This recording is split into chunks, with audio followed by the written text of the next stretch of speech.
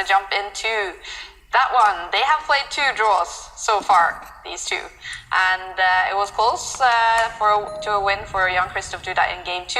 It ended with a draw. That means they are still tied. And here, Anish Giri has the white pieces in game 3. What does this look like? So it's early days, but white has adopted the reti setup. That means developing the knight, pushing a pawn, this kind of really nice compact structure around the white king. And black, meanwhile, is going for a double fianchetto. So he's pushed 2 pawns on the flanks, and he's going to put his bishops on long diagonals. Slightly going against the rules, conventional rules. Normally we say knights before bishops, but Duda trying to get away with things here. Do you think his lighting, his camera, does it match his mood right now? Just darkness after that last game. Yeah, I think so. Yeah, so he's gone to the dark side. It must be hard after a blunder like in that game, losing sort of his chance in just 15 minutes to get ready for the next one. I could see Anish really putting the pressure on this game. I mean, it's a good situation. He's got the white pieces.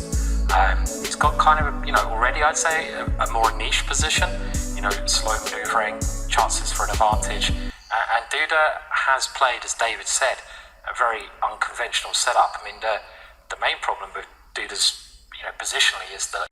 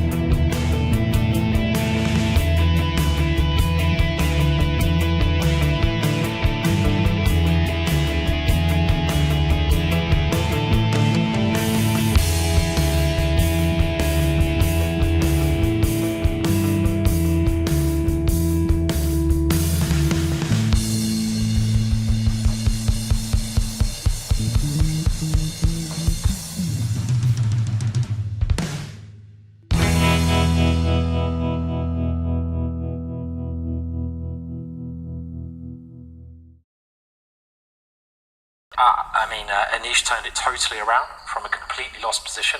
This game is going the other way. Duda's turned it around. Are we going to see him in a bit of ecstasy as well, maybe? He's played brilliantly to defend this, but I do actually, I felt for Duda in the last game, but I'm really feeling for Anish. You shouldn't be punished for trying to win a game of chess, really. It's just not fair. So, but the goddess of chess may be still bitter about that first game of the day when Anish took a draw with white. That's why, yeah. When he took the draw, that's it. He took the draw in the first game. There is some justice. But look at this, black has two good squares to go to. One was a bad square, but he did find the best square, the safest for the black king. Incredible. I mean, there's actually a way to win a piece right now for white, but black's pawns would just win the game. So in the current map, you're right, Simon. Yeah, it's weird because you're looking at, if you can get the bishop to d6, if you can get the knight in a good check, then but I can't see anything that's quite good enough here. Do you think Giri spotted it suddenly? Yeah, look, he's barely breathing. Well, I think that's also not the only way to win. I was also looking at threatening checkmate, just to set the heart rate fluttering. But I love your move, Simon. That is just put it in the bank. Victory assured. Seriously, guys, there's something about the white queen on the a5 square today that's just gone wrong in the last game. Every time he's put it on that square, this is the second, third time he's done it this game. It's not bad. Computers hated it. Now, queen trap. Duda finds it. White's queen is duped. No safe squares. Duda's played so well in this game, from the horrible position to he's done everything right. He's complicated it. He's mixed up, and it's not even really that clear where Anish went wrong. Actually, I mean, we were. Well, I was kind of playing most of Anish's move anyway, so it's like I'm not even sure what he did wrong actually. Which is, even though he was probably winning, you know. The plan of maybe using the white queen and going off to the side of the board was maybe wrong. Yeah, sure. He could have still gone for a draw after that, but take the draw. Always take the draw. Doesn't matter if you're completely winning, just take the draw and be safe.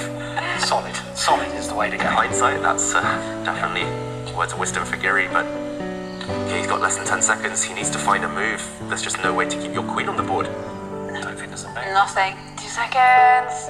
He gives a desperate knight check, but after the black king takes the white light squared bishop, that's game over. Giri is about to resign.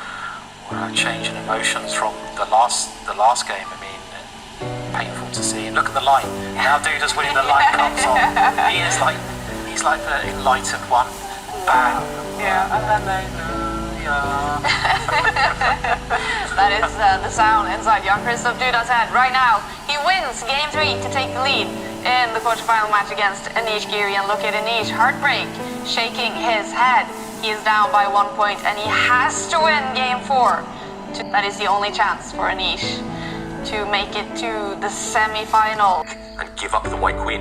You can even take on this square with a check. You give up your queen for a rook, but then you jump in with a knight fork. It looks like you're winning. The black king moves, takes the bishop, because at the end you save your own bishop and you win the black queen in the process.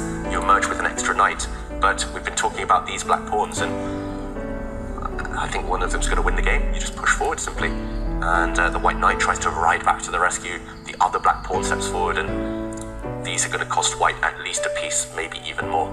They're just too strong.